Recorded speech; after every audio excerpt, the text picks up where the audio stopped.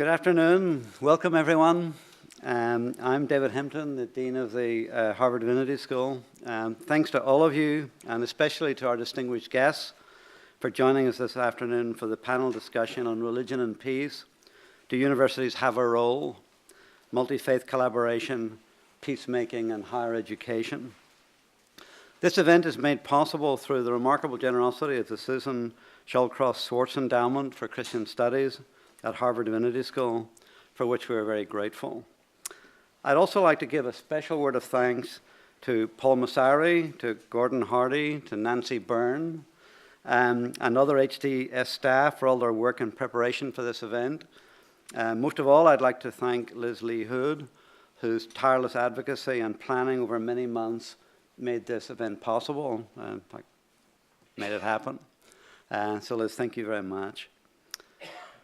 Last fall, as I entered as the new dean here at the Harvard Divinity School, I gave my opening convocation address on the fog of religious conflict, spurred by a concern with the seeming ubiquity of religious conflict plaguing our world at the beginning of this new millennium, and by my own experiences as a university student in Belfast during the Troubles in the 1970s. There I witnessed firsthand both the tragedies of violence and inspiring examples of people of faith on both sides of that division, using religion to overcome violence and promote understanding and healing. For one powerful example of how this could work, I really urge you to read the recent obituary notice for Alec Reid in last week's New York Times. Alec Reid was a priest in the Clonard Monastery who did an enormous amount of behind-the-scenes reconciling, drawing people together for discussions. Politicians won Nobel Prizes in Northern Ireland. Diplomats won kudos. Religious leaders like Alec Reid didn't win anything, but they were often the most influential people behind the scenes, and his obituary is really a wonderful tribute to him. Please also read this morning's terrific op-ed by Jim Carroll in the Boston Globe, where he talked a little bit about Ireland and also about the United States in, I think, very helpful ways. The response to my convocation address from alumni, students, and colleagues, and from scholars and peace practitioners within and beyond Harvard brought home to me the keen interest in this issue and also the priority of exploring practical ways for HDS and the university to make even more of a difference in our world. This raised for us also the larger question of the role of universities worldwide in helping to promote harmonious living across religious differences. For, as important as basic research is, institutions like Harvard can also play a role in promoting peace that goes beyond pure scholarship. HDS, I think, is in a strong position to do so because we not only seek to advance academic knowledge of all of the world's major religions, but we also educate people who go on to work for peace in areas of conflict and who address problems like poverty and environmental degradation that pose such a challenge to peace. While the media, policymakers, and academics dedicate a great deal of attention to the role of religion in inciting conflict, it's equally critical, I think, for us as scholars to examine how the energies and ethics of religion inspire efforts for peace, to find out what can be learned from these efforts, and to think about what positive contributions universities around the world can make. Exploring these somewhat understudied questions is certainly a challenge requiring cross-disciplinary conversations. I'm therefore grateful that we have with us this afternoon from across schools at Harvard and beyond, distinguished practitioners and scholars with expertise in religion, ethics, law, government, international peace and security, and interfaith work, including, I'm very delighted to say, my counterpart at the Harvard Law School, Dean Martha Minow. So we're here to discuss how people of faith are drawing on the religious resources of their traditions and multi-faith collaborations on peace, and how we might work together to expand this potential. So it's my privilege now to introduce our moderator for this afternoon's panel, my friend and colleague, Professor Diana Eck, who's been contributing to serious scholarship and learning in this area for over 2 decades as the founder and director of the Pluralism Project at Harvard. Diana is Professor of Comparative Religion and Indian Studies, Frederick Wortham Professor of Law and Psychiatry and Society at the Faculty of Arts and Sciences, and member of the Faculty of Divinity here at HDS. Her books include India, A Sacred Geography, A New Religious America, which offers a new view of the United States and its diverse religious traditions, and Encountering God, A Spiritual Journey from Bozeman to Benares, which explores issues of religious diversity that challenge people of every faith. In addition to her scholarship, she has served in the leadership of Interfaith Dialogue Commissions of the World Council of Churches and the National Council of Churches. Among the recognitions that she has received for work relevant to our topic today are the National Humanities Medal from President Clinton and the National Endowment for the Humanities for her work on American religious pluralism, and the American Academy of Religion Martin Marty Award for the public understanding of religion. We're very pleased and thankful that you'll be leading us through our discussion this afternoon. Please welcome Professor Eck, who will introduce our panelists. Thank you.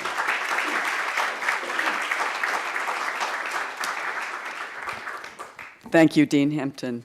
I'll say a word about each of the panelists and then just a brief introduction to our topic. And I'll begin with those on your left as you look here. The first is Martha Minow, who is the Dean of the Harvard Law School, who is an expert in human rights with a focus on members of racial and religious minorities and women, children, persons with disabilities. And she has been a graduate of Yale Law School, a law clerk to Justice Thurgood Marshall, a member of the Academy of Arts and Sciences. She served on the Independent International Commission on Kosovo and helped to launch Imagine Coexistence, a program of the UN High Commission for Refugees. Then to her left, Shaun Casey, who is now a special advisor to U.S. Secretary of State John Kerry for faith-based and community initiatives. He's on leave from Wesley Theological Seminary in Washington, D.C., where he's professor of Christian ethics. And he has written widely on war and ethics in the case of Iraq, as well as the role of religion in American presidential politics. He's a graduate of Harvard Divinity School, and we're proud of that, with a Master of Divinity degree, a Doctor of Theology in Religion and Society, and also a Master of Public Administration from the Kennedy School of Government. And even before that, a Bachelor of Arts degree from Abilene Christian University in Texas. So his experience spans the globe in the United States, so to speak. Shaun, welcome to you. Then next to Shaun is Matthew Hodes, who is director of the United Nations Alliance of Civilizations and has spent much of the past 20 years in a variety of assignments related to the design and implementation of peacemaking, peacekeeping, and post-conflict nation building in places around the world. He has been literally an international civil servant. He has been director of programs at the Club of Madrid, which consists of former presidents and prime ministers, and he has also served at the headquarters in field locations of the United Nations in places like Somalia and the former Yugoslavia, and during the Balkan Wars in the 1990s, participated in ceasefire negotiations, fact-finding missions, and provided policy and legal advice. Hodes served in 1999-2001 with the Office of the High Representative in Bosnia, with specific focus on coordinating the rebuilding of the Bosnian judicial system. Then we have Jonathan Granoff, who is president of the Global Security Institute. He's an adjunct professor of international law at Widener University School of Law and a special representative for the United Religions Initiative and a co-chair of the Task Force on Nuclear Nonproliferation International Law Section for the American Bar Association. He's a member of numerous governing and advising boards, including the Global Dialogue Institute, the Jane Goodall Institute, and the Bipartisan Security Group. He's also the producer of Point of Peace on the Millennium Development Goals of the United Nations. His focus is on the legal, ethical, and spiritual dimensions of human development and security, eliminating nuclear weapons, and environmental responsibility. And finally, at the far end of the table, we have our own Jocelyne Cesari, who is a lecturer here at Harvard Divinity School, also research assistant in the Center for Middle Eastern Studies and the Center for European Studies, and the director of the Interfaculty Program on Islam in the West. She coordinates two major web resources on Islam, the Islamopedia Online and Euro-Islam Info. And her research includes focus on Islam and globalization, Islam and secularism, immigration, religious pluralism, both in Europe and in the United States. Her most recent book is Why the West Fears Islam, an exploration of Islam in Western liberal democracies, to be published this year. Is it out yet? Just out. Congratulations. So by way of introduction, I would say that the encounter of people from different religious traditions and civilizational backgrounds in cities and nations around the world, including in the United States, has really reshaped the context of religious life and calls for attention, serious study, and serious action. In our academic work, the study of religious encounter, of multi-faith issues, has been part of, and increasingly part of, our academic work, whether in India or Burma or Sri Lanka or India or in Islamic countries throughout the world. But religious pluralism is also a civic issue that engages people as citizens in their own cultural contexts and in their own nations. And in increasingly diverse societies, it raises a fundamental question of the nature of civic polity and the we of our civic life, whether in the United States or in Indonesia or in India. And to be sure, religious pluralism and encounter is also a critical theological issue for people of faith. It raises fundamental questions about one's own faith in relation to the religious other, and those questions have vast implications. So the scholarly, civic, and theological issues have their own distinctive realms of discourse, and they require us to think carefully about the meaning of voice in our work. And we can't evade the question of thinking theoretically about pluralism. Diversity is not only the characteristic of the world that we study, but also the characteristic of our own identities. And I would say in the past decades, the challenge for the study of religion has really been summed up with two words. The first, religious extremism, and the second, religious pluralism. And that first great challenge has really reshaped many fields in the study of religion, and there's been a great deal of attention to the study of religious extremism and its effects in our world. The word fundamentalist is sometimes used as a kind of shorthand for this, but we know that that's really not quite adequate to the analytic task at hand. But I'd wager that we as scholars of religion and as participants in our own religious faith, if we have one, know a lot more about the currents of religious extremism today than we do about the things that our panelists represent today. The many multi-faith initiatives that have grown wild in nations, in regions, and in a global context around the world. It's commonplace to note that the media is drawn to questions of violence and stories of violence rather than the narratives of cooperation. And the Indian political psychologist Ashish Nandy has written of what he calls this conspicuous asymmetry between the number of studies focused on violence and those that focus on nonviolence and on new and creative forms of multi-faith cooperation across the lines of difference. And it is this that we hope to learn more about this afternoon from these panelists and from our respondent, Martha Minow. So without further ado, I'm going to introduce our own Shaun Casey, a proud graduate of our school, and now engaged in the State Department in work that is of the utmost importance. Shaun, it's great to have you back.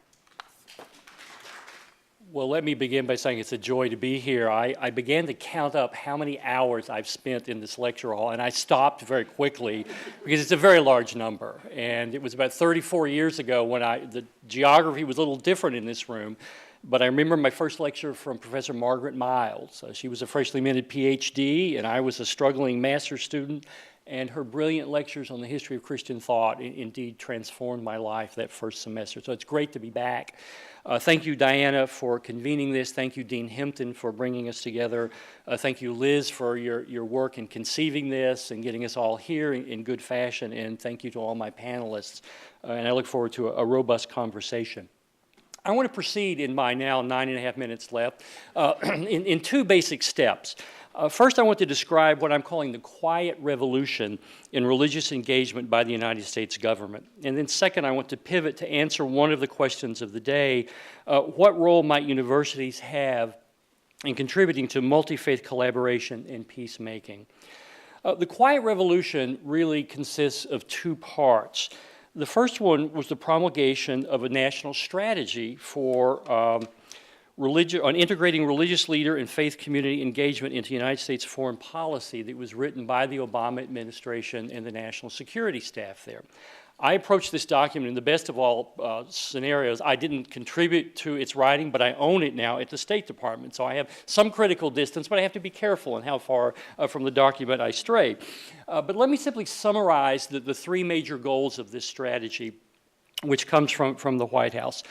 The first goal is to promote sustainable development and more effective humanitarian assistance. The truth is, religious groups are the ones who are often at the forefront globally in delivering humanitarian aid, but also doing the long-term work of economic development across the globe. The second goal is to advance pluralism and human rights, including the protection of religious freedom.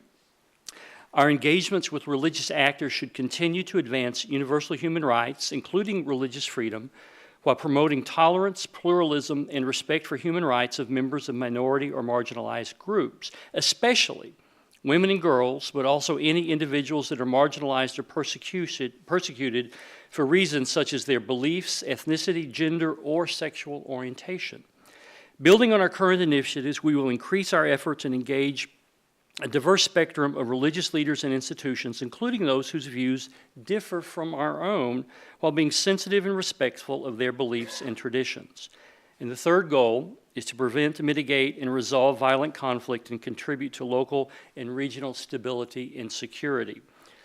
Across these objectives, the United States government will strive to, number one, build our capacity and the capacity of our international partners to engage religious leaders and faith communities through increased guidance and training.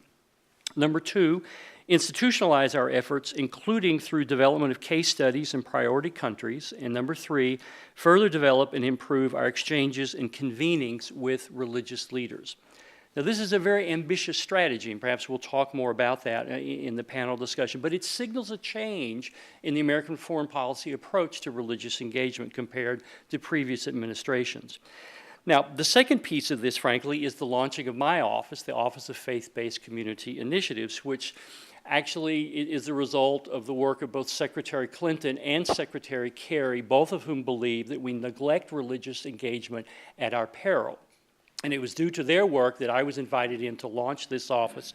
And let me just say briefly, I have three jobs. And again, we can elaborate this if we have time. My first job is to advise the Secretary as religion cuts across the big issues that he deals with. And if you read the front page of the Times or the Post or the Globe, you see that religion cuts across almost every issue that Secretary Kerry is dealing with. And it's not, despite my 2 Harvard degrees, that I'm the smartest guy on religion in each of these spaces, but I'm 2 or 3 phone calls away from the people who are the smartest in the world in terms of what religion means in those contexts. So I'm an in-house resource for the Secretary of State. My second job is to build capacity for religious engagement across the State Department. We have an amazing array of offices. I've written down 15 offices that do religious engagement. I'm going to spare you the list. But simply to say that the State Department does engage an astonishing array of religious leaders around the globe. We need to get better. We need to get smarter. We need to find partners who will make us better and smarter in that. And part of my job is to build the capacity for smarter religious engagement in the State Department.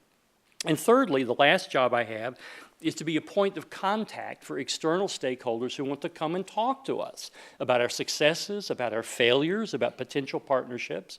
And in the first 4 months of my tenure, I have met with over 300 faith groups and faith leaders. So there's an astonishing pent-up demand, and these are both domestic and global constituencies who want to come and find out what we're doing and want to come and make us smarter and more adroit in this space. So I am a bit overwhelmed and stunned. I knew there was demand, but I've been frankly shocked by the number of people who keep showing up at my door and wanting to talk about what they do and talk to them about what I do.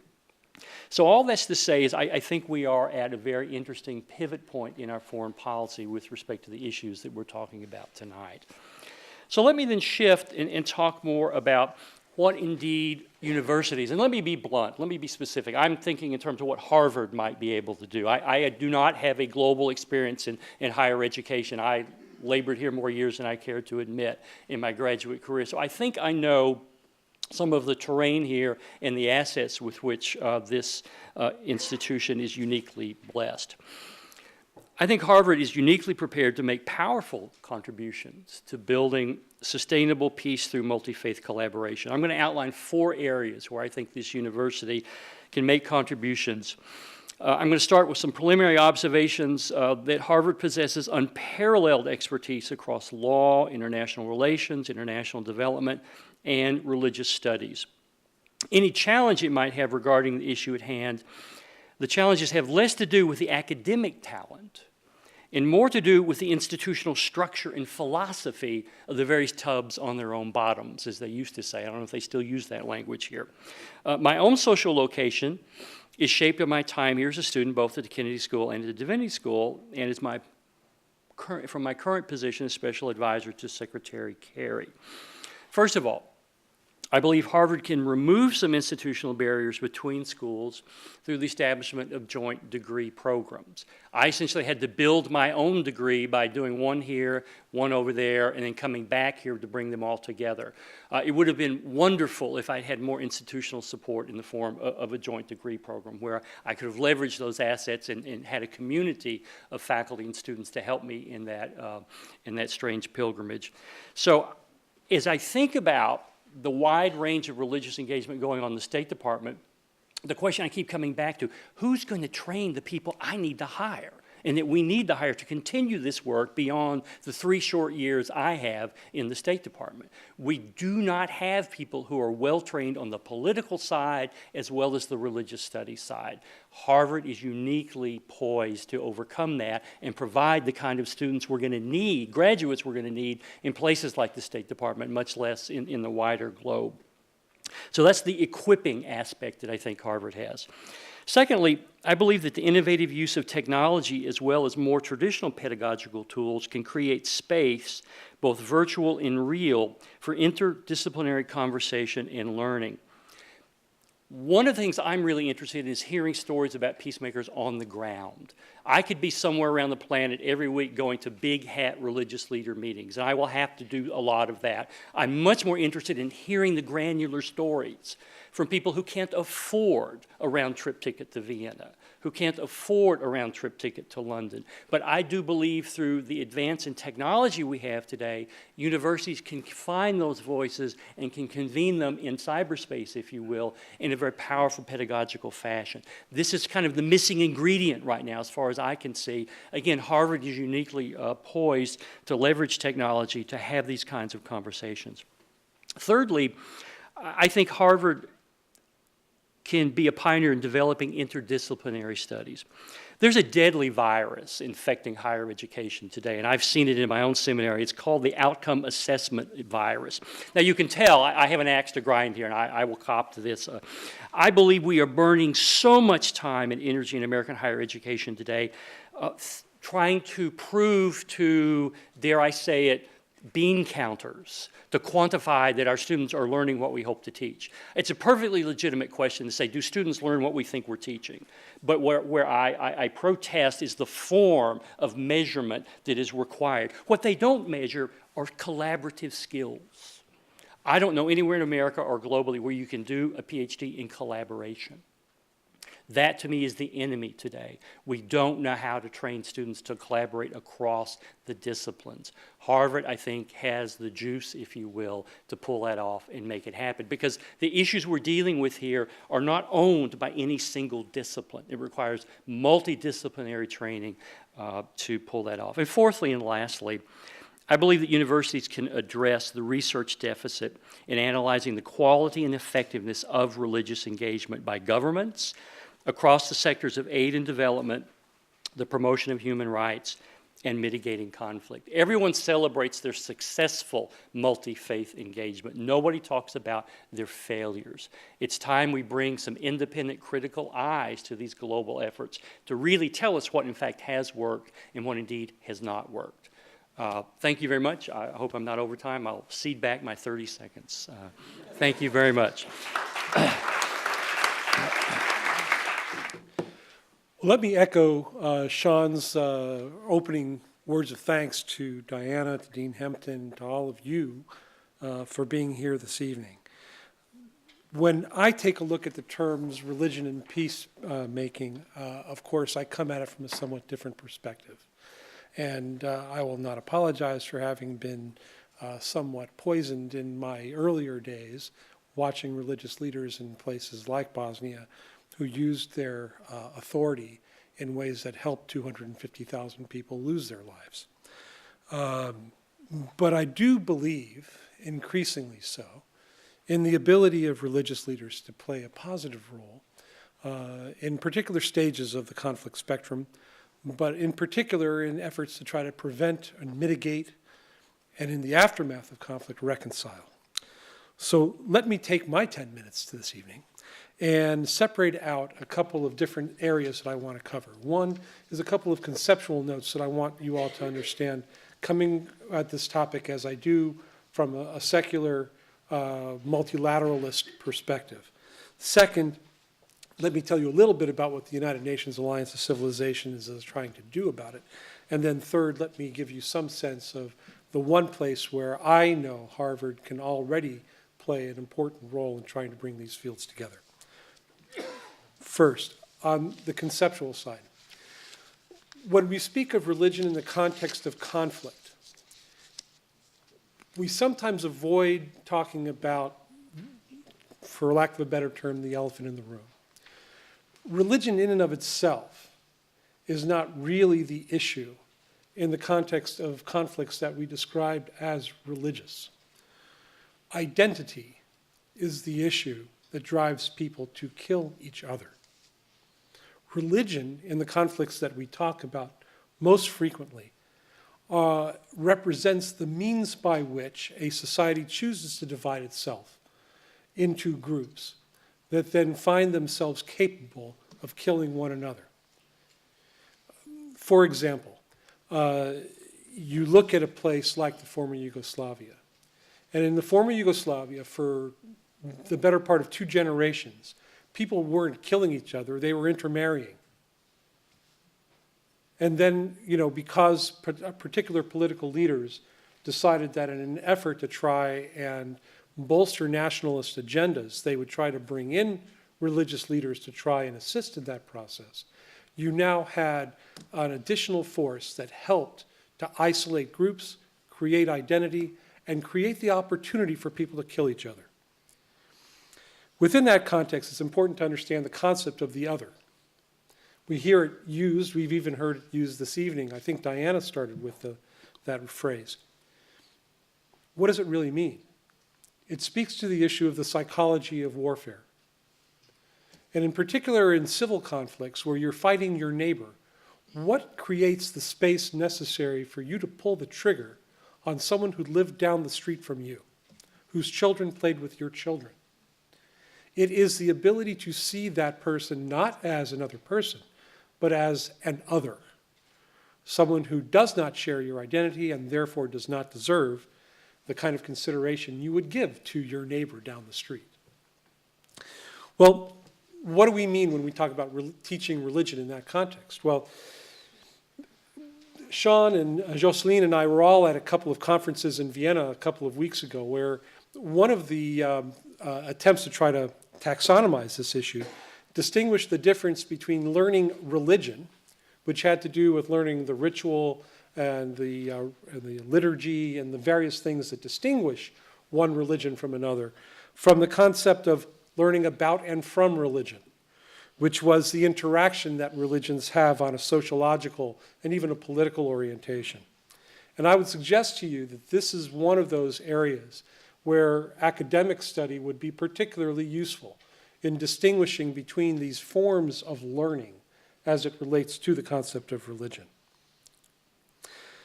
The second thread of continuity that I would suggest here, and these are all related in one way or another, is the concept of religion as culture, which also feeds into the identity issue. When you learn religion, distinguishable from learning about or from religion, what are you actually learning?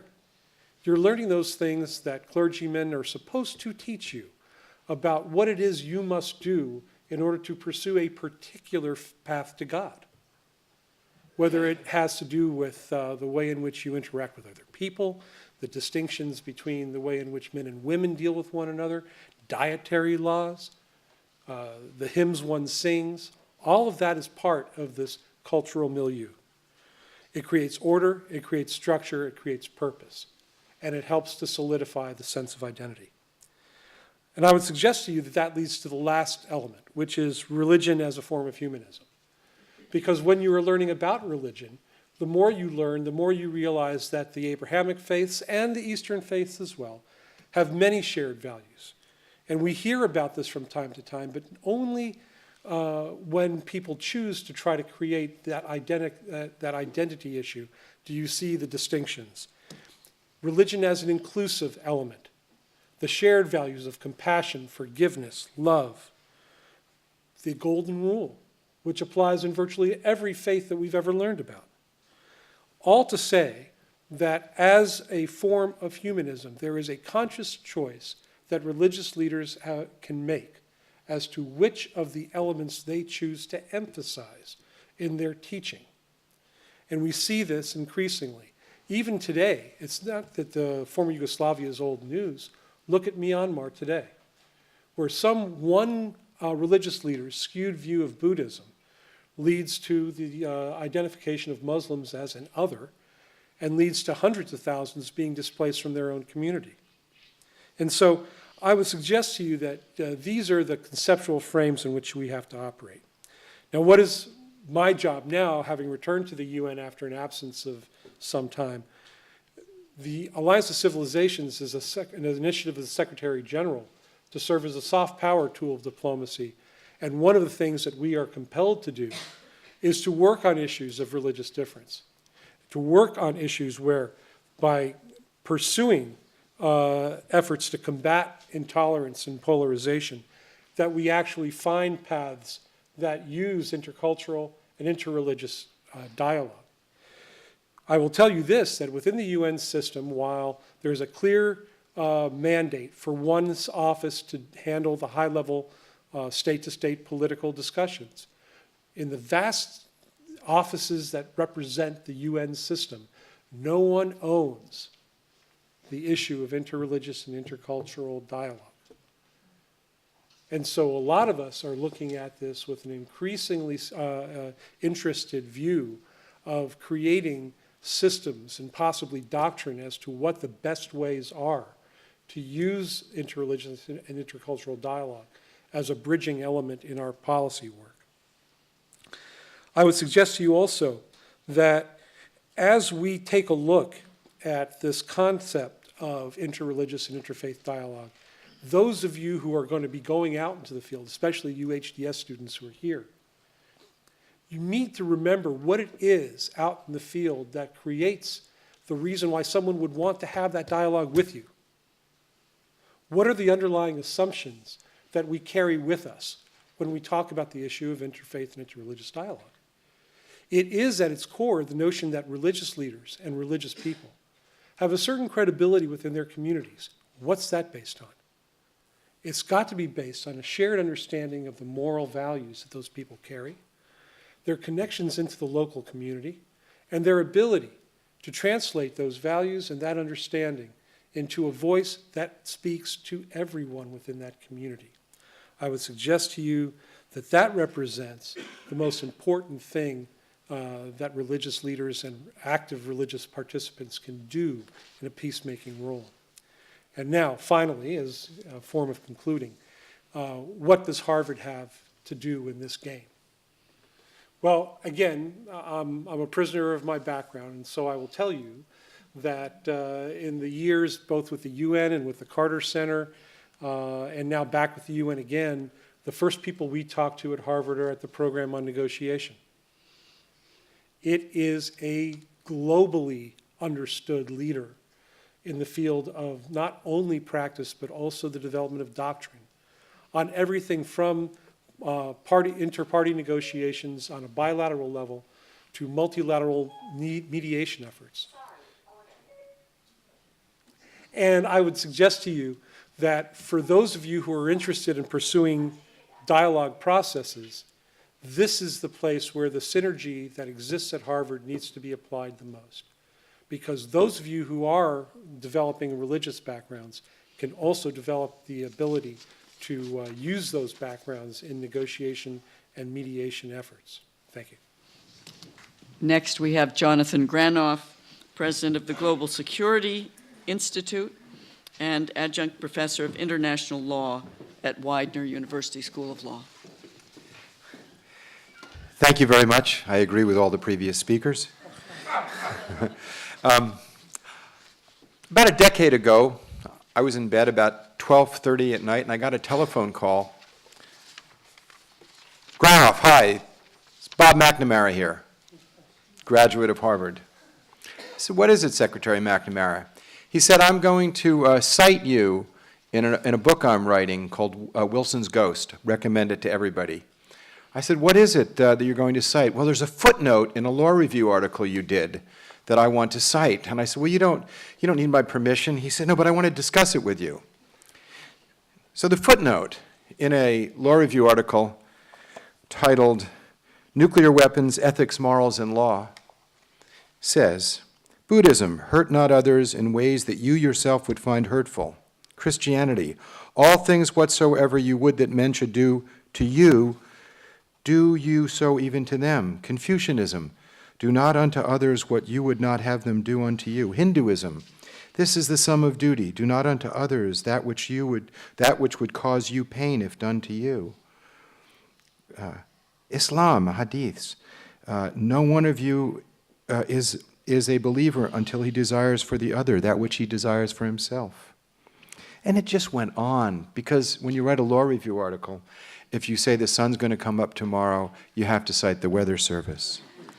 So I said, well, what is it about this Secretary McNamara that you find so interesting? And he said, until I read this, I didn't know that Buddhists and Muslims had the golden rule. And I said, well, in all due respect, the golden rule comes from the human conscience, and the human conscience speaks to the divine mystery. Everybody does that. And then he said, I'm just learning that. He should have learned that at Harvard.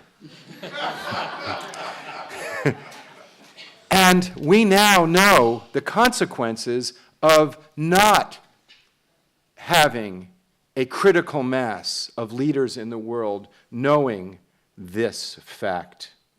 We now know that the spiritual admonition of the wise to see the human family as one, and the practical necessity of human unity to deal with a set of global challenges, protecting the climate, protecting the oceans, eliminating weapons of mass destruction, and the list goes on, require a new level of global understanding, a new level of global norms, a new level of global law, because our footprint, because of science, technology, and social organization, has now gone global. The fact is, it's not just a global footprint for today, but the actions we do today will determine the future for millions of souls, God willing, will come in the future. And if we're going to have the rule of law to govern these issues, that rule of law is either going to be the law of power, or it's going to be the power of law based on ethical and moral foundations. And unless we have places where there is dialogue and discussion and discovery of the norms and relationships that people have, we will not be able to nurture and grow that ethical foundation for a global community. We have, in fact, already established a robust global commercial community. It's fabulous. You can write a letter of credit in Kuala Lumpur and be assured it's going to be honored in Santiago. I bought my gas at a Russian concession yesterday. My computer was on the blink. I talked to a young lady in Bangalore, and the money that paid for these goods and services was borrowed from China. That's the reality of our commercial world. But our spiritual institutions don't have that same global reach that our commercial institutions have. And Lord knows our military institutions are still living in a pre-Westphalia world. They're almost like city-states with a siege mentality. $1.7 trillion spent last year in means of killing each other, with nuclear weapons still on high alert, because we're not talking to each other, because we don't have places where the discipline of communion, which is what a divinity school can acknowledge, and even, and I dare say, talk about love, and acknowledge the mystery, dialogue, where you come together for the purpose of understanding the other, dialectic, where you jockey out ideas and find common ground, and debate, where we really don't agree. But when those break down, then you end up on the other side of debate, you end up with violence. So we have to have a place where this kind of not just dialogue, but debate, and not just debate, but communion and celebration can take place, the full range of human activity. And I believe that if Harvard were to create such a multidisciplinary, multidimensional place, it would really electrify the academic world. I'm here representing the United Religions Initiative, and about over 20 years ago, we met together at Stanford University. Bishop Bill Swing had received a large grant of money to create a United Nations of Religions. And the idea was to have religious leaders come together and deal with these kinds of issues. But we debated, and I was one of the people who said, that's not a good idea to create a representative body of religious leaders. Who would represent the Christian community? Quakers, who don't have a priest class? Protestants, well, we know what happened when Protestants and Catholics fought it out during the 30 Years' War. Didn't work out real well, did it? Who would represent the Muslim community? Shia, Sunnis? So people came up with another model and said, let's try and get lots of regular people talking together. Let's, instead of coming from the top down, let's do from not the bottom, but the people. So now, I'm really pleased to say, we have over 620 what we call cooperation circles. They're multi-faith, they're in over 80 countries, and the step was taken to create this before the internet. Then the internet came along, and now there are robust dialogues. And they not only deal with the wonder of interfaith, intercultural dialogue, but actually take on issues. So I'm in a cooperation circle that has people in Kenya, people in India, and the people in the United States who are in it are George Shultz, who knew? Former Secretary of State. Sidney Drell, who used to run the Los Alamos Nuclear Laboratory. Ambassador James Goodby, one of our most distinguished diplomats. Ambassador Thomas Graham, who is a graduate of Harvard Law School. And we are dealing with the moral, ethical dimensions of the survival of humanity. There are also local organizations dealing with water issues in Uganda. There's a group with hundreds of thousands in Europe dealing with just interfaith dialogue. So it's the full range, and what we discovered was the idea was put out because we believed that the idea was a good idea. We built it, and people came, and it's growing. Well, there's an idea that's afoot here today, that Harvard could be a place that could use the incredible resources of this institution to stimulate, to galvanize, to inspire, and to experiment with the idea that a place where the skills necessary to reach out beyond the boundaries of my religion, my nation, my race, my point of view, could be a conscious, intentional process. And I'm going to conclude that I believe there are two arrogances that humanity cannot survive, and such a place could address these two arrogances. One arrogance is that my intellectual explanation of the great mystery that created my life and sustains my life, and to which I will return when my body's time is up, is so superior to yours that I could kill you over it. We simply cannot not tolerate that any longer, that intellectual arrogance. We similarly cannot tolerate the intellectual arrogance that proposes that there are technological, scientific solutions to core human problems. The core solutions relate to the perennial virtues and human qualities of love, compassion, seeing the lives of others as important as your own, and bringing those virtues into action. That has been what the wise have always told us, and it is still the only way that we can live together. And I hope Harvard becomes a place in which those values can shine. Thank you very much. Finally, we have Jocelyne Cesari. I would like here to give my testimony as a scholar who was trained in Europe in political science, but was also trained in religion, meaning my training was interdisciplinary by definition. And I have always considered myself as a scholar of religion and politics. And it has been very challenging since my 15 years of experience in the US to see how much of this interdisciplinary is not translating really in the academic discussion on the role of religion and politics. And I would like to take it from here to look more closely at how Harvard Divinity School and schools of religious studies in general could take up a challenge that I think is a very important one about this interdisciplinary approach.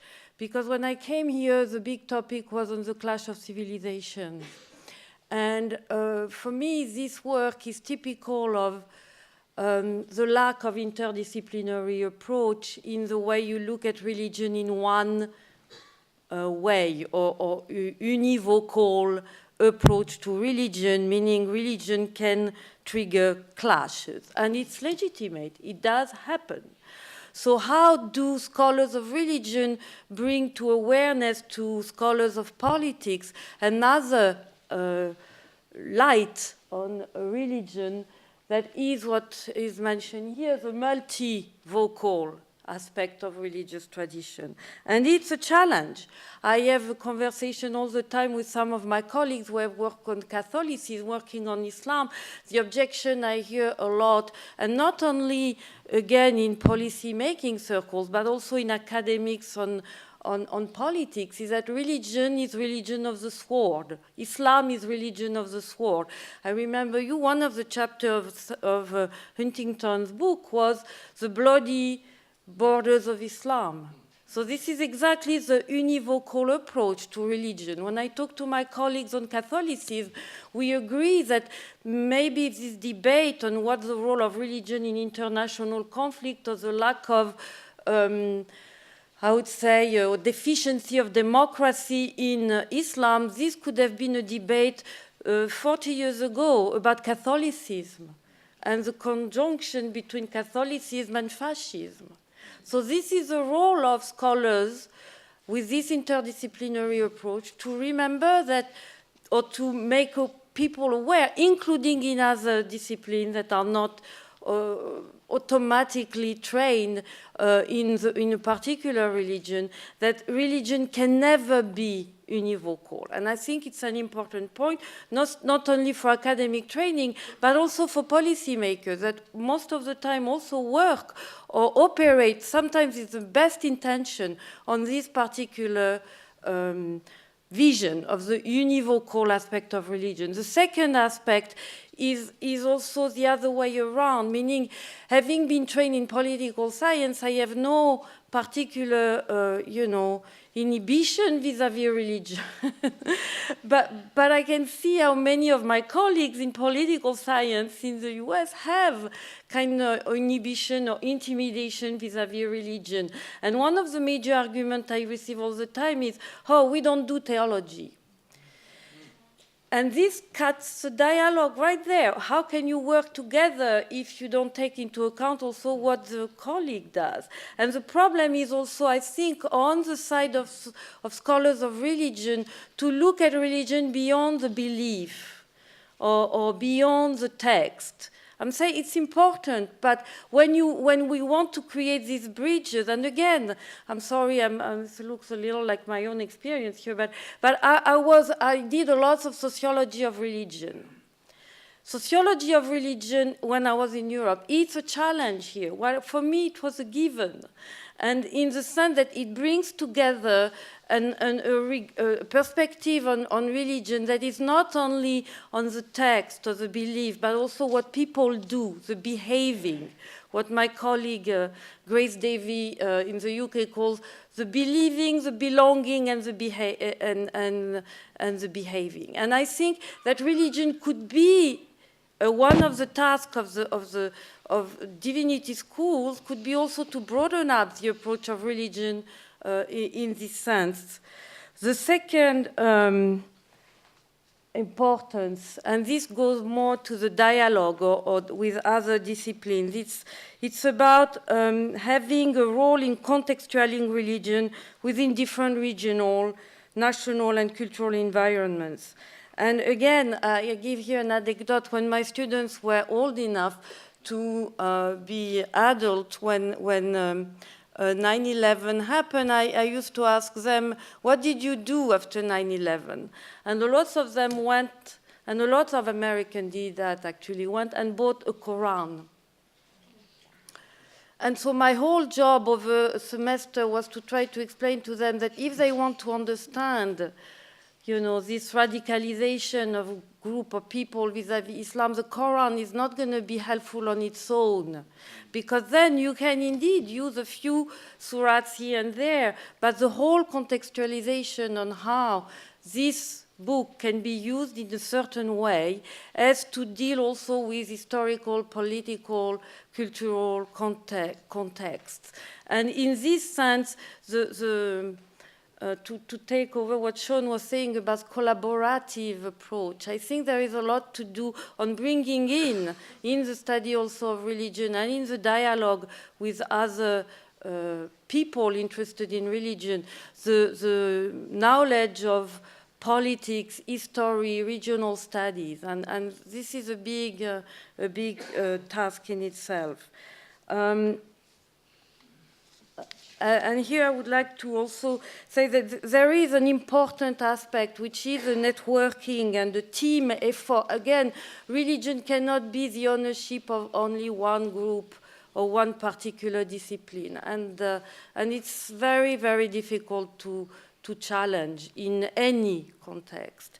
And in this sense, there is also reflections going on today in other parts of the world on what is religion, what is secularity, what is secularism, that we have to bring in the Western context. In a global world, it's also important to take into account what scholars from China, from Africa, from Latin America are saying on this topic. And sometimes it's also challenging to bring this particular body of knowledge in not only in the classroom, but also in the understanding that policymakers may have of these regions, because they tend also to look at challenges happening in this part of the world through the Western lens of education only. And finally, and that's where I think I am a big believer, as you mentioned, of the digital aspect of it, in the sense that there is, beyond the training of academic or scholars of religion, there is a big need out there to present data, information, but not only information you can get everywhere, but analytical approach, a framework to look at events that divinity schools and schools of religion could bring in the digital world. And I think this is a huge topic in itself that goes, I think, beyond the question of religion and peace only. And that's it from my, thank you. Thank you.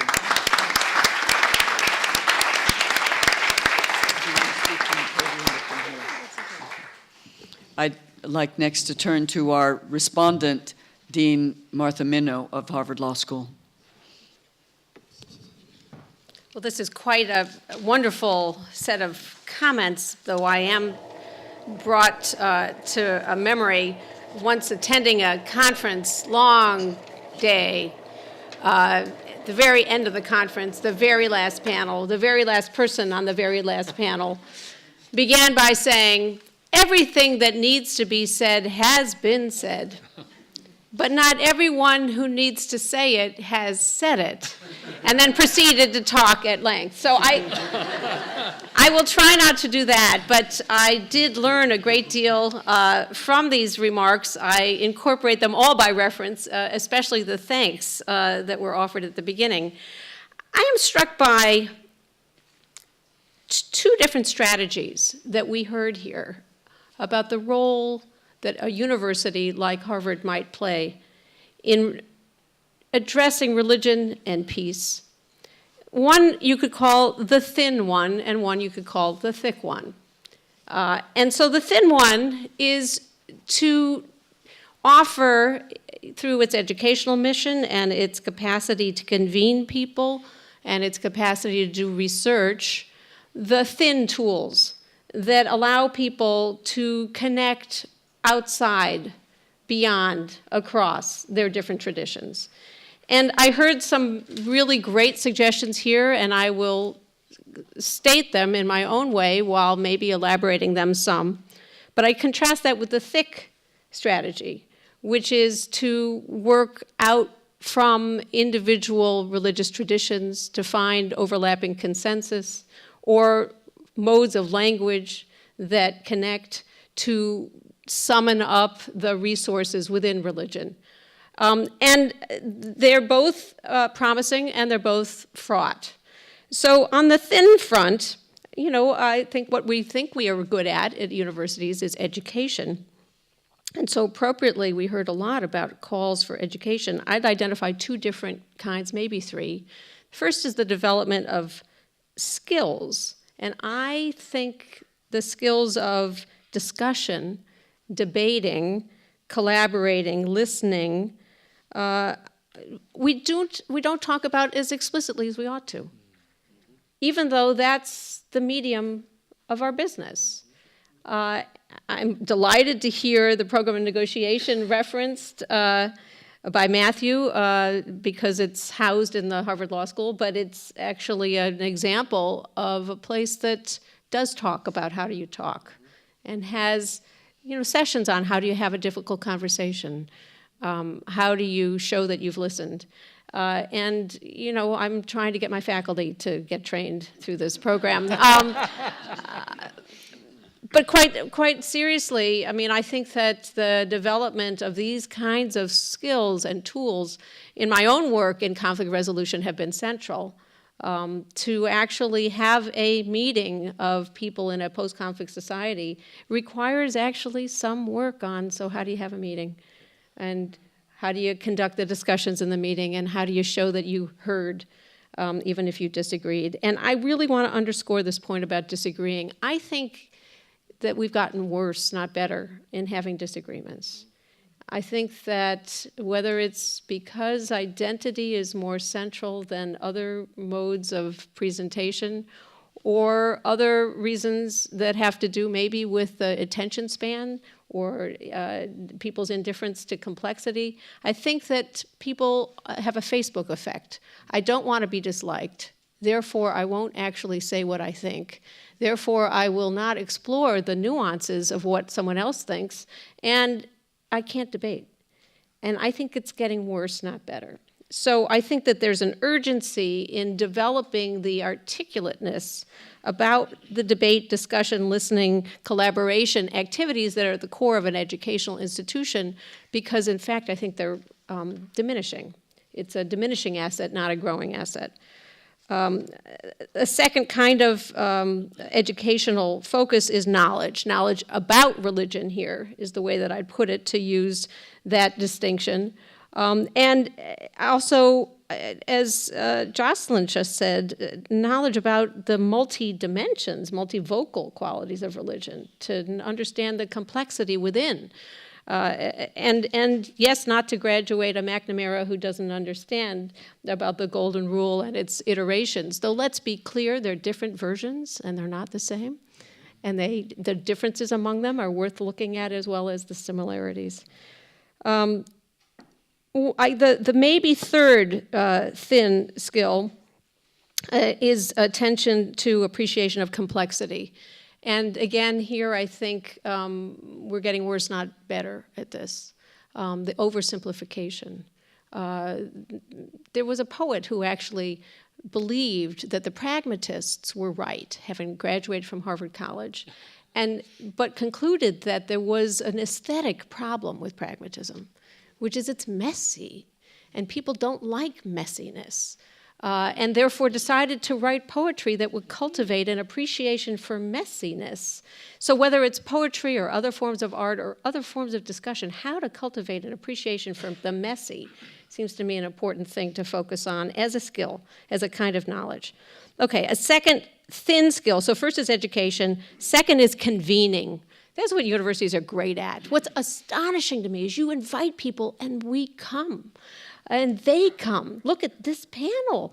It is absolutely extraordinary, and Harvard is especially good at this. When I was writing a book addressing post-conflict options, what's the role of a truth commission versus international prosecutions or other kinds of techniques, I had a young child. I couldn't travel. I thought, how can I do this book? It was fine. I just sat in Cambridge and waited for people to come through. And that's just an amazing thing about this institution and many other academic institutions.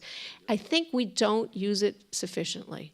I think we don't sufficiently use the convening capacity to do closed-door meetings as well as open-door meetings, to combine the public sharing, and we all say something for 10 minutes and then we leave, with now let's have a private conversation for 2 hours, 3 hours, 4 hours, come back again, do it again.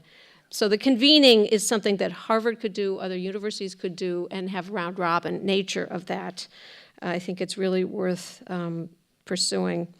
And the third thin skill, it seems to me, is to address the new media, both in producing it, but also helping people address what you can't get without the face-to-face.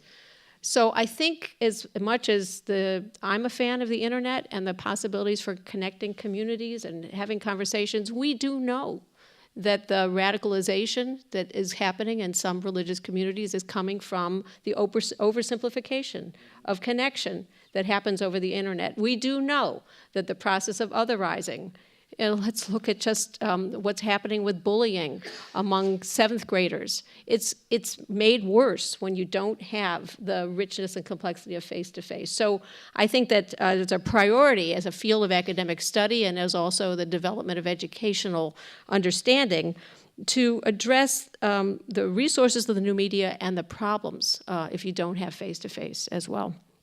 So those are the thin. On the thick, well, I think that we heard from Jonathan particularly, but also from others, the rich resources within religious traditions to talk about the universal, to talk about the spark of the divine within each person, to talk about what it is that leads to humility so that you can make room for someone that you do not understand, to have a sense of mystery. We can, each of us from our own traditions, mine is we'll talk about repairing the world. I think that the distinctiveness of the traditions needs to be addressed as much as the overlap. The risk of assuming that you understand is so much greater than the risk of saying we are different, honestly, because it's the over-presumption that I think leads to the resentment and leads to the identity concern. So I think that the thick approaches are enormously promising. I think that universities are places where people can talk about the content of religion when it's not just within communities of co-religionists. And at the same time, this has to be done with great caution because there can be great mistakes that are done in the leap to claim that we all understand and we're all the same. So thick and thin is what I would suggest. I heard as strategies, and I think that both are needed with some humility. Thank you.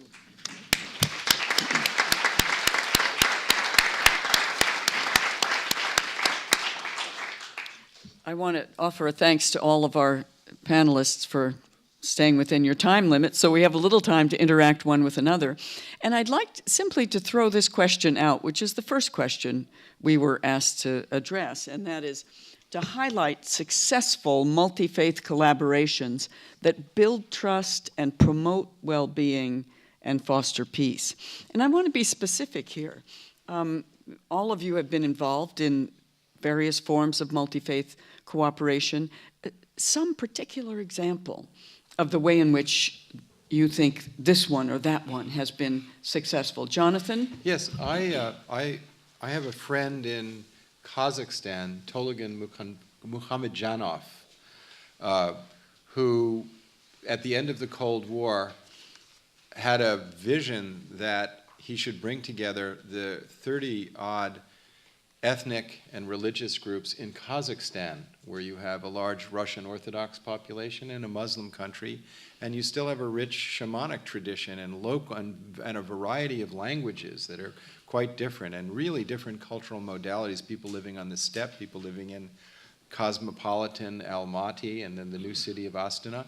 And rather than just approach it as dialogue, he created a cultural celebration which now takes place once a year, and there are literally now thousands of events all across the country celebrating the diversity of cultures and religious traditions in that country.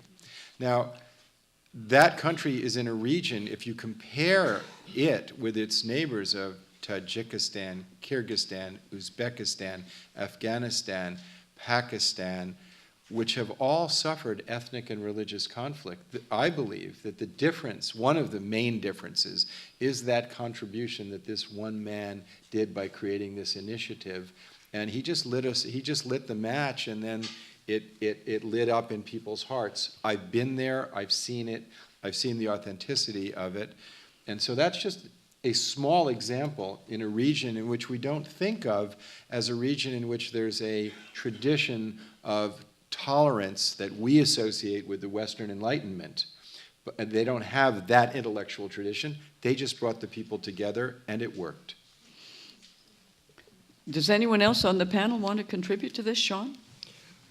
I'm tempted to talk about the soccer fields of Northern Virginia, but I'm not going to do that because, frankly, in my own family's life, that's where the most powerful interfaith dialogue is actually taking place in my daughter's life. But I won't go there. One of the most fascinating stories I've learned in my long 4 months now at the State Department was a collaboration between Islamic Relief USA and what would be the least likely domestic partner with Islamic Relief in a Syrian refugee camp for Syrians in Jordan. Well, I would say the Mormons, but I bet they are doing it. The Mormons, indeed. Islamic Relief is partnering with the LDS Church. Wow. Yeah. Which, even as I say this, I'm still, I mean, I've talked to the Mormons and I've talked to Islamic Relief about this. It was a perfect match. Islamic Relief had the technical expertise. They had access to Jordan. The LDS Church had money and supplies and volunteers. And it was, frankly, Islamic Relief giving them access and technical capacity to evaluate their actual work on the ground. that led to this, the most unlikely of collaborations I could think of in that space, which is Syria today, as you know, is perhaps the greatest humanitarian disaster in my lifetime. We have 5 million internally displaced people, 2 million refugees. Even if we find ourselves in a post-Assad world that tomorrow morning, it's going to take generations to rebuild that society. And yet here you have two fabulous groups with absolutely different skill sets have found a way to collaborate. And historically, the LDS Church is a proselytizing church. It's at the heart of their mission. They have added a fourth mission to serve the poor. Shaun, it's not the first time they did it. I mean, No. they came together after the tsunami in Indonesia and sent plane loads of supplies exactly and right. personnel. So they started a form of cooperation that Now, I'm pleased to know has gone on. It's continued, and now the fascinating thing will be that what kind of theological discussions does this lead to? When do they? That's the thin part, frankly. But what's going to happen in terms of the ongoing conversation between deep adherents to these very different faith groups? And I'm in no position to predict, other than the fact it is going to happen. And so I think that bears watching. Martha. Well, it's a little different, but I offer it anyway. There's an initiative called the Divided Cities Initiative that brings together people from post-conflict societies from the different sides of the conflict, many of them different religious leaders, but all in the same room from different regions. So from Cyprus, from Lebanon, from Northern Ireland, and what I've witnessed in the meetings of these groups is actually to have the chance not to stare at each other, but to stare out is often just incredibly empowering. And also to be able to speak about the shared problems in the different contexts. So to watch people in Cyprus talk with people in Northern Ireland about whether or not a truth commission is helpful, it unlocked a whole lot of things. You know, it's kind of like an AA meeting where, we're in this together. So that's one that I saw that I thought had some real promise. Very helpful. Matthew, do you want to come in on this, or? Well, there's a different way of looking at it, which is there is actually one durable peace agreement that ended a war that was done by religious people within our lifetimes. The civil war in Mozambique was concluded based on an initiative that was started by parish priests inside Mozambique. Now, I didn't want to jump in because it's not multi-faith as such, but parish priests in Mozambique knew that there was a resource in Rome called the Community of San Egidio. And they brought them in, and the process started in a church with a parish priest in between the warring factions. It grew into something bigger using the resources of San Egidio, and San Egidio then handed it off to the UN to complete a mediation process that ended in the Rome Treaty that resolved, what was it, 18-year civil war? The other setting that I would suggest deserves greater study is the use of interreligious councils in post-conflict settings. Martha was talking about truth commissions, which we've seen work, with in some cases with great success. It's part of the reconciliation process one sees in post-conflict environments. And one of the other angles that one sees is in scenarios where religious leaders are capable of galvanizing that level of local credibility and moral authority, that they can also hope to work together in a post-conflict environment to stamp out any resurgent efforts at identity-based conflict. Jocelyne? I have one. I just want to say, you just told my example on Sant'Egidio. I have not seen it in Mozambique, but when Sant'Egidio is a very interesting example of trying to do diplomacy on religious base. And when I was still working in Algeria, there was this terrible civil war going on between state actors and Islamic groups, and the only international organization who could bring them together around the same table was Sant'Egidio. It didn't succeed as it did in Mozambique, but they were the only one. Nobody, no European representative, no international organization could do that. Only Sant'Egidio, because they found a way to talk a language that was making sense to all of them. So I say, yes, you have example of this kind going on. I think the examples can probably be multiplied, and part of our task in some way is to think of the ways, the huge number of ways in which people in rather different religious communities in this context or that have managed to find one another and create the sort of panoply of interreligious initiatives, interfaith organizations, some of them global, like the URI that you're speaking of, Jonathan, or Religions for Peace, used to be World Conference on Religion and Peace. Even the Council for the Parliament of World Religions managed to bring people together in an extraordinary kind of populist way, some of whom are religious leaders, but many of whom are just citizens of 150 countries around the world who think that this is an important thing to do. The only example I would bring, or there's so many from my own experience, but the Pluralism Project in the US has actually studied interreligious initiatives in our own country. Not so much a country of crisis, although we have our own crises, to be sure. But one example in Omaha, Nebraska, where the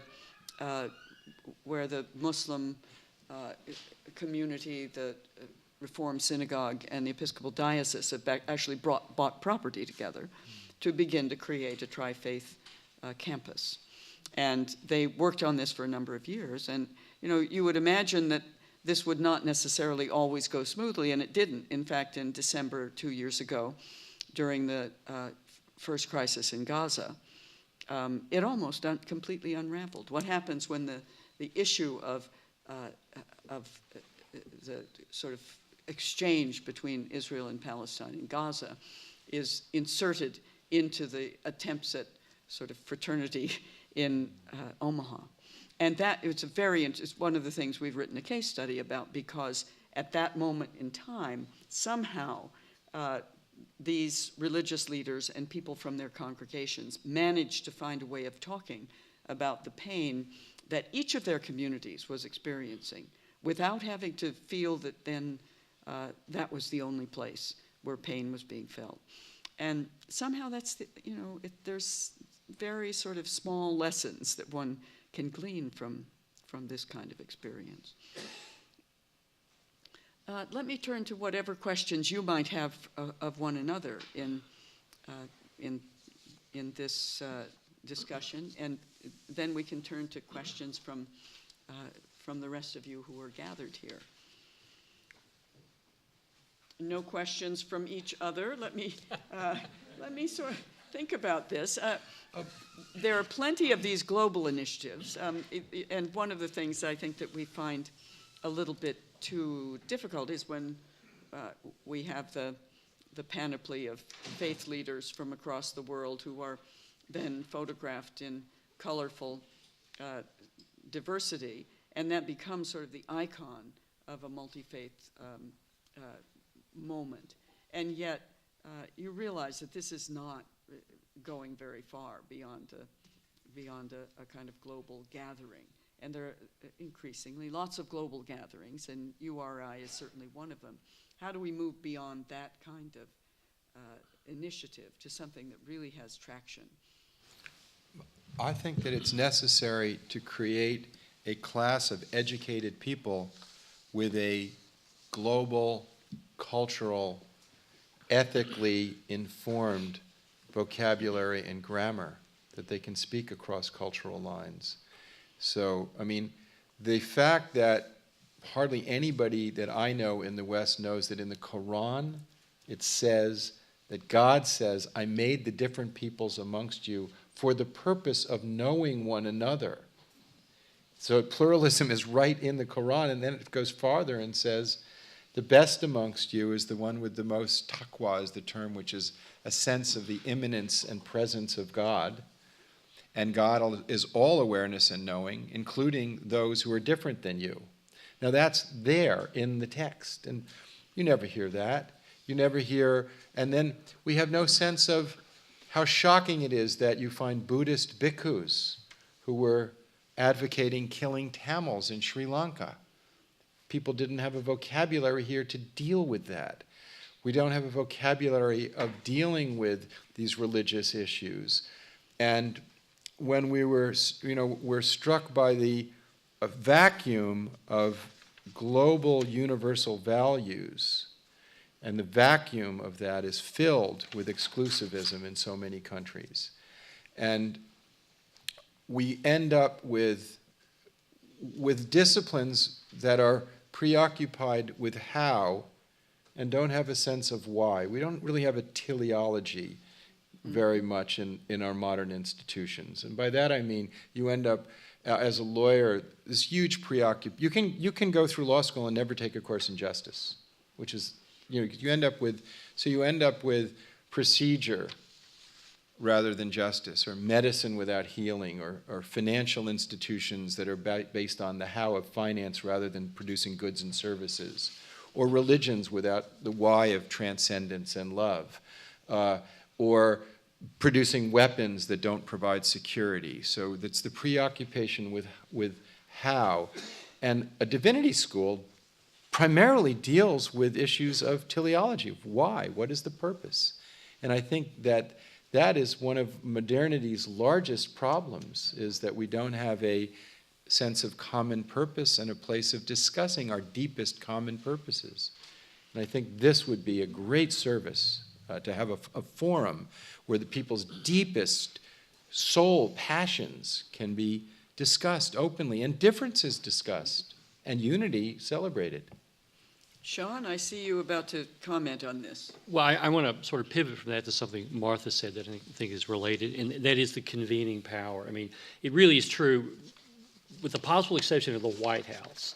Harvard has a convening power globally, and maybe even more than some White Houses. Let me just add that caveat. And particularly for the private, or the conversation where there aren't cameras and nobody's taking attendance. I mean, the discourse in D.C. is so poisonous now that if people learn you came to have a meeting with me, then somebody's blogging about it saying that idiot met with her. And so people are very, very hesitant to come together and have this kind of really deep experience where someone can say, I don't accept your worldview. Really, I disagree with your worldview, but we live in the same country. How can we stop from killing each other? And so I'm intrigued by your comment about not only the open doors, but the closed doors. I mean, I can think already there are several groups of people I would love to have had in the same room, but I can't do it in Washington. I can't do it in the State Department. And yet you may be able here to create that safe space where people are not going to bare their souls when they think somebody on the outside is writing it down and going to be blogging about it. And I think that prevents a lot of the real discussion from going on.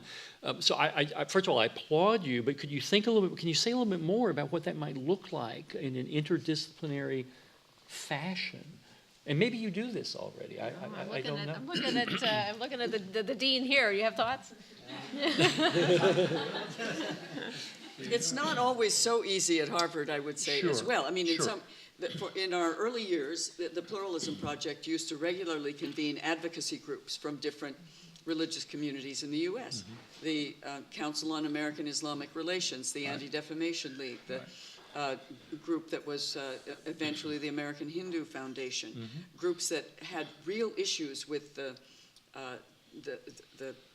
problems that their co-religionists were experiencing in various places. Now, I mean, there are a lot of those people who will not sit at the same table together. And eventually the Anti-Defamation League said, no, we can't come anymore because the Council on American Islamic Relations will be there. These were closed sessions. Yeah, right. But, there are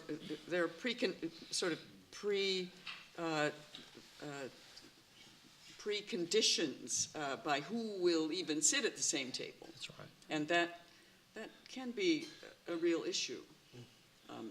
I would say one other thing is that over a number of years, and it was an easier conversation, we had a group of women who came to Harvard, again the convening power on women, religion, and social change from South Africa and the West Bank and Israel and Egypt and India and Thailand, and women who were very involved in the sort of movements for significant social change within their own countries. That was a very difficult discussion. It was over the course, twice we had them, once in the 80s and once in the 90s, much older. And the temptation is to have them all back again, because now they're in their 80s, most of them. But the discussion over a period of days, which you probably have experienced in a number of contexts, where you can't just come to a panel or come to a two-day meeting and then go home and forget what you have said, but you know, or whom you have offended, but you really have to stick with it. And there were some pretty difficult and taxing discussions. Then we have to say, well, what are the outcomes of this? I don't know. I mean, you know, I do think that interfaith dialogue among women has a little less of the entrenchedness that some of the men have, especially the ones in their outfits. But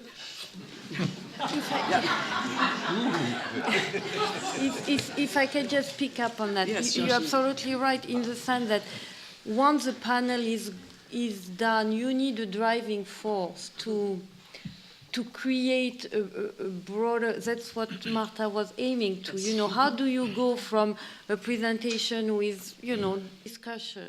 Yes. And I think you need a driving force, and I think institutions could do that here. And it means that it's not just one thing, it's being able to, after this event, to create some conditions for networking and the willingness to keep the discussion going. So this is the most important point here. It's not just, you know, we cannot solve anything in one of these. I'd take it a step further. Dialogue processes, by definition, do not necessarily result in outcomes. Mm-hmm. They're processes. They are not negotiations. They are not mediations. Mm-hmm. And so if you come to something that you want to describe as a dialogue process with the underlying assumption that there will be an outcome, you've already put yourself into a disadvantaged position. It's about the interchange of ideas. But Matthew, you already said that the first place you would turn in some of the most difficult places is to the program on negotiation. Yes. Negotiation has its role, to be sure. It does. And dialogue And distinguished dialogue from that? processes are a part of that family of conversations.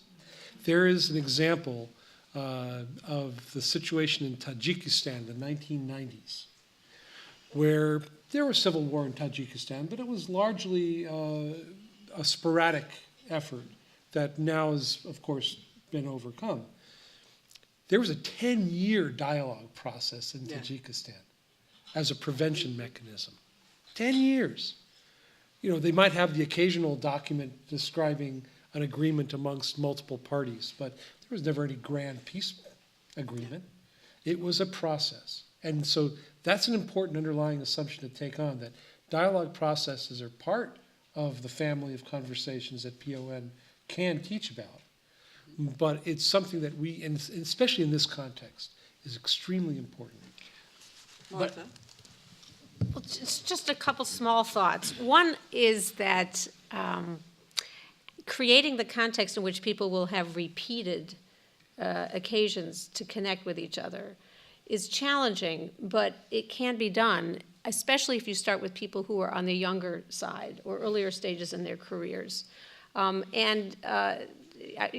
think that if Harvard or another institution created some kind of a process in which there was a project and you make a commitment and it evolves over time, actually, even to have a credential is not a bad thing.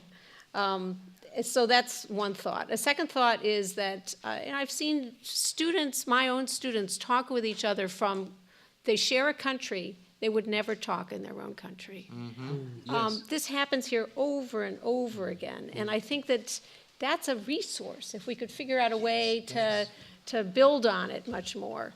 A third small thought is that take subjects that are not themselves about religion or conflict, but maybe are about environmental sustainability or poverty or other subjects like that. And I don't think we think systematically about, well, what's the religious dimension of this, or who are the religious contributors to this discussion? You know, this university has initiatives in each of these areas, but I don't think they think about the religious dimensions. That's a role for the Divinity School to contribute, and I think then to harvest the fruits of that kind of work would also itself be very worthwhile. I'm aware of the fact that we have promised to turn to all of you for questions and comments. We're not asking you to write them down, but I'll try to articulate them as clearly as I can, but please try to be heard in this room as well. Yes, sir. Would you identify yourself? And Robert Chu, I'm a member of HILR, that's Harvard Institute for Learning and Retirement. Used to be a former professor of computer science. And my comment is about the importance of your comments here. It's really terribly important. However, there's been no mention of non-religious people, the non-believers, the agnostics, the atheists, and the people who hate religion because of the damage that has been done over the ages. And I'm wondering what percentage of people in the U.S., and of course there's not an on or off, you're not religious or not religious, there's a tremendous spectrum there. But what is the percentage of in this U.S. versus Europe, especially Europe? There's so much non-religion, and not many people go to church, et cetera, whether that speaks of religion or not. But I'm wondering what these percentages are and how they would affect negotiations and when people detest religion. That's an important factor. I think one of the things at Harvard is that the humanist society as a way to bring people together that could be expanded upon, I think. Thank you. thank you. Yes, would you like to respond to that, Jonathan? Yes, in the United Religions Initiative, we are specifically incorporating the humanist perspective precisely because of those reasons. And my thoughts about this and this idea of a center, it should also be called an intercultural and interreligious center, not just for conflict prevention and conflict resolution, but for enrichment. And so it's the process of learning the skills of seeing from another's point of view. And I also think these different modalities, like Matt pointed out, that negotiations have a goal. Dialogue is a different goal. Dialogue is a tool that's used in negotiations, but negotiations have a goal. But there's a negotiations project at Harvard.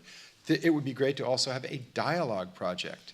And in a Divinity School, you can also deal with communion, of people having deeper dialogue, sharing experiences, and a place in which humanists and religious people can debate out.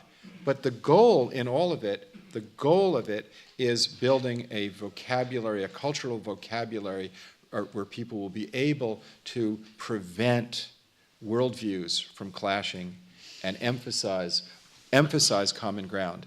Now, Harvard there's many areas in which different modalities, people who learn labor relations negotiations. There's entire schools of psychology now. I mean, the University of Pennsylvania has a program where they're investigating happiness, and the country of Bhutan has a gross happiness index. Well, they found out that people are happier when they live in community in which they can communicate with different people. That's part of what makes people happy. So there's now a whole broad range of skills that could be brought to the table.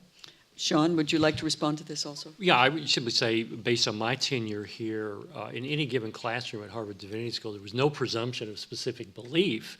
In fact, there were many classrooms where it was very clear you were in a minority, if in fact you had a specific identifier. So that inclusiveness lives in these halls. I mean, I never experienced any sense of alienation or segregation or condemnation for people who brought, frankly, no faith, but an avid interest in the subject. So I think that is actually a real resource, at least at this graduate school, where I sense no animosity or sensed any ostracizing of students because they would clearly present their own lack of personal belief. Well, the other thing that's very interesting here is that first we have the Pew Research Foundation that actually has done a great deal of research on your question about how many of us here and elsewhere would describe ourselves as none, N-O-N-E, having no particular religious community. And that is, on the upswing among everyone, but especially among young people. Among young people, it's about 1 in 4. Right. But the other thing is that that humanist chaplaincy here, it includes many people who want to be, as non-religious people, very engaged in religious dialogue. Mm-hmm. And that's a phenomenon I think that everyone would welcome. Mm-hmm. Someone else? Yes, Janet. First of all, thanks to all those really interesting panel with so many important points raised. I just wanted to make one very particular point, which has to do with perhaps a distinction between the moral resources that religious leaders can muster and conceptualize and develop as leaders in places of dispute and conflict. Making a distinction between that and on the second hand, the kinds of dialogue that have been spoken about, which certainly are going to break down barriers and make for further communication, but a distinction between that larger category of dialogue and the particular kind of dialogue having to do with worldviews and theologies. And I just wanted to say that I think it's important to recognize that so many places where there is conflict in the world, it's even under the banner often, like say in Israel and the larger Arab world, under Judaism versus Islam, where I'm not so sure that that's really, I don't think that people hate each other because of their worldviews or theology. It's about economics, it's about power, it's about land ownership. Yep. And I think that one of the things I think us as educators at the Divinity School, I'm here at the Div School myself, is to sort of sometimes point out, certainly in the process of identity making, where religion is used as a guise in the sense of identity making when it's really not, it's hard to say what is religion and what isn't. We're all aware of that problem, but we want to be careful not to raise religious conflict up as so much about theology and worldview when oftentimes it actually really isn't. Yes. And to help people, recognize that is a way perhaps of recognizing what the real issues are and disassociating them from identity. And that's something we try to do in the classroom. I'm just wondering how we reach the wider world and get people to understand this point because it's so pervasive.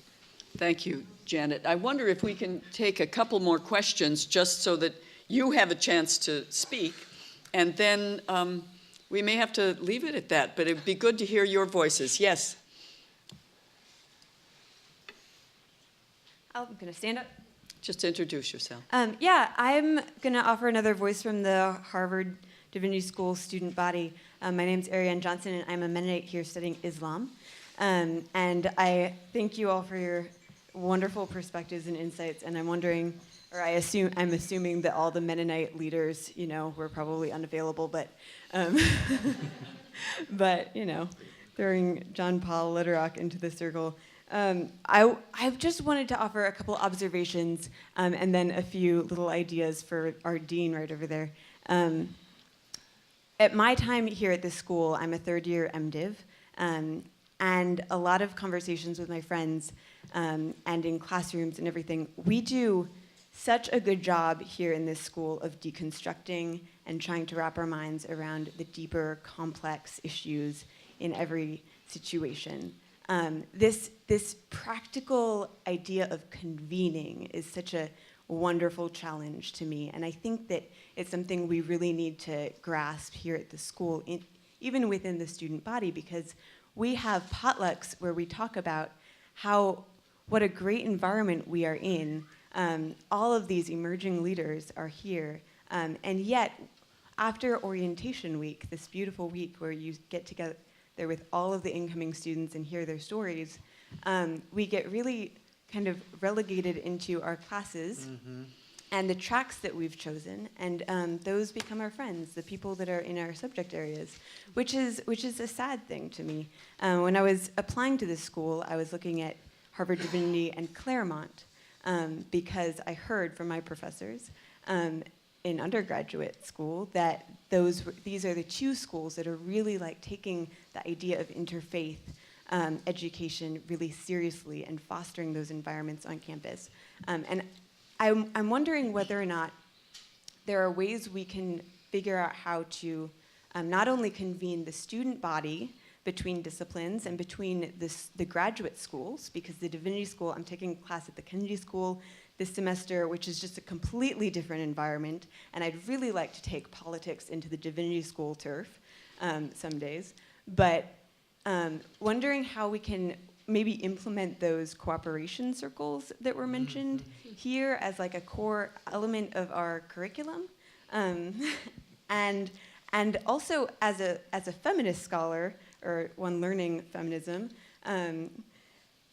I have so much appreciation for the panels, the women professors, the visiting scholars who are brought in every year, who are doing all this research around the world and bring that to us as a student body. I'm wondering if we could tap into resources, bringing scholars from peace institutes like the Kroc Institute, or Eastern Mennonite University has this amazing conflict reconciliation transformation program. So many universities are really grappling with these issues. Could we bring scholars to us here and learn from them? And then the one third thing, I'm writing my thesis this year, and I'm trying to figure out how to create an identity map as a tool for like an online resource thing in order to like help dialogue mediation work. And I don't know anything about technology. I know I'm young, and I have a lot of friends who do, but at this school, I think we need to really figure out how to promote the classes that are really practical and needed for the work that we want to do in the world. And so I'm sure that those classes probably exist at like the business school or the law school or Kennedy School. We need to know about that. We need to be like having our schools just like promoting and correlated, and I don't know if that resonates with anyone else. Thank you. I think, let me just assure you that your questions and comments will be taken into our dinner table conversation in just a few minutes. So I think we have time for one other from one of the students here. Yes. Thank you. I'm not a student. Does it matter? It's okay. I'm not a student, but I'm a lawyer practicing international arbitration law. I'm based in New York and Istanbul, and I'm in the dispute resolution group. We lawyers, we often get appointed to mediate disputes, and we see that in the international, like in the religious conflicts as well.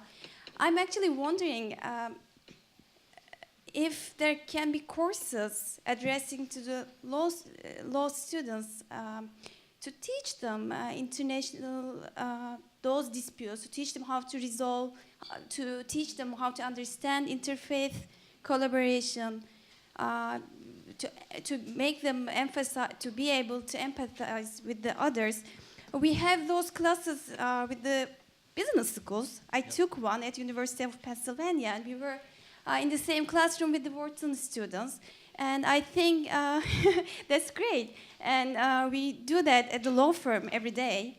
We do business negotiations. So I think that can be done for the religious conflicts, religious with a quotation mark. That was one question, especially to the dean of the law school. Thank you. Okay, I'll cut it here. Thank You're you. very lucky the dean of the law school is here. But I'm told that actually my timer is drawing us to a close. Do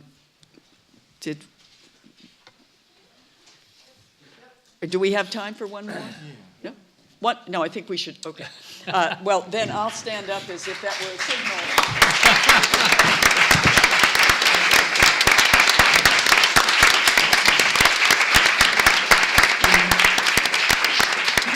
So much to think about. This panel has been convened largely by Dean Hampton and Leslie Hood to think about the very issues that beset us, not only in the world, but in our country and also in the university, and what some of the ways might be seen to bring this forward at Harvard University in the years to come. We have a long history of this in some ways right across the street, the Center for the Study of World Religions, and if you ever cared to look into their charter, it is really to learn about the great religions of the world, but also to bring that knowledge into the practical affairs of the world today.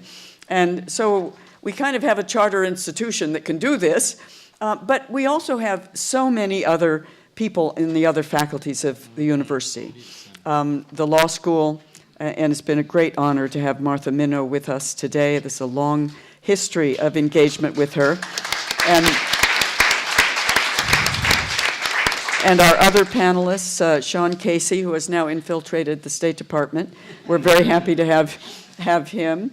And Matthew Hodes, from his long experience in conflict zones around the world, and Jonathan Granoff, United Religions Initiative, and our own Jocelyne Cesari in her work here in the Divinity School and the wider university in the study of Islam. And I think that we have a great potential here because the university not only has a great divinity school, it also has people in the law school, in the business school, and in the Kennedy School and the Center for Global Health who are critically concerned with some of the issues that we raise here. So I thank our panelists for helping us, all of us together, think ahead about what Harvard University and other universities as well might do to convene this kind of discussion and to make it an ongoing discussion. Thank you very much for coming.